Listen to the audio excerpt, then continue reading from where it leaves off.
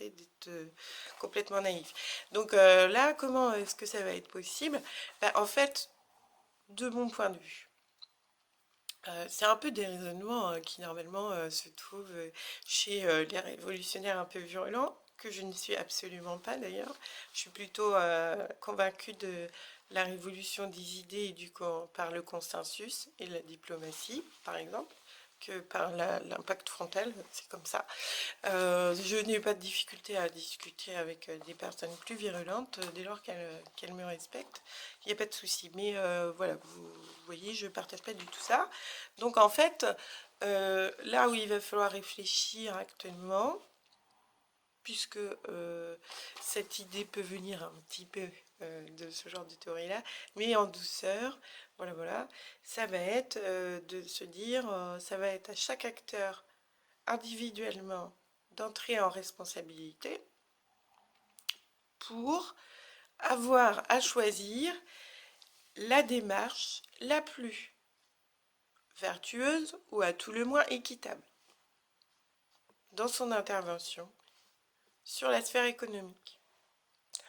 Eh ben, c'est pas du tout la même chose parce que du coup, ça implique de convaincre certains entrepreneurs. Bon, certains n'ont pas le choix, ils se disent oui pour l'image, même si pour eux c'est un peu casse-pied d'avoir des dépenses supplémentaires, mais juste simplement comprendre que si l'environnement n'est plus vivable sur du long terme, c'est aussi leur entreprise qui ne le sera plus.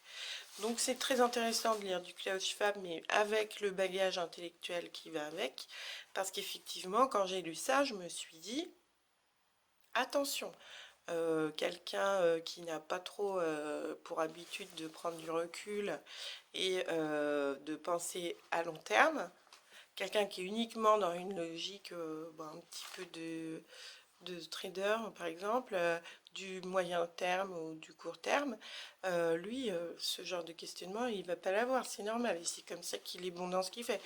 Mais il va falloir amener dans toutes ces responsabilités de masse, parce que ça concerne quand même tous les monsieur et madame que nous sommes et qui consommons quand même un tant soit peu, même si on est dans une logique un peu plus collapsologique, entre guillemets, il va falloir, à un moment donné, que ces personnes-là aient quelqu'un qui leur dise, attention, ton plan, il passe très bien sur court et moyen terme, mais sur du long terme, ça marche pas. Tu dois valider. Alors, il y a des choses qui sont superbes en termes de loi, par exemple, puisque les législateurs, les commissions spécialisées, certains juristes, ont vraiment travaillé avec cet état d'esprit. Donc, par le biais de la loi, ils sont arrivés à proposer un monde beaucoup plus vertueux. Là, on est vraiment sur quelque chose de vertueux, au travers des normes qui vont concerner les bâtiments, par exemple. Donc ça, je trouve que c'est un excellent exemple de ce qui pourrait être fait et qui pourrait également être appliqué à d'autres sphères de l'économie. Comme peut le souhaiter, j'allais dire peut-être pas Santa Claus, mais presque, parce que on n'est pas que dans le pays des bisounours, hein, comme je dirais, parce que il y en a qui veulent juste faire de l'argent sans se poser la question, une fois qu'ils en font beaucoup, pourquoi? Qu'est-ce qu'il devient? Eh bien, à partir du moment où on autorise la société à poser cette question, autrement que tu en as trop, tu me le donnes parce que j'en ai pas. Bon, c'est pas non plus, on l'a vu, quelque chose qui débouche sur quoi que ce soit. Juste se dire, ok, pourquoi en avoir autant?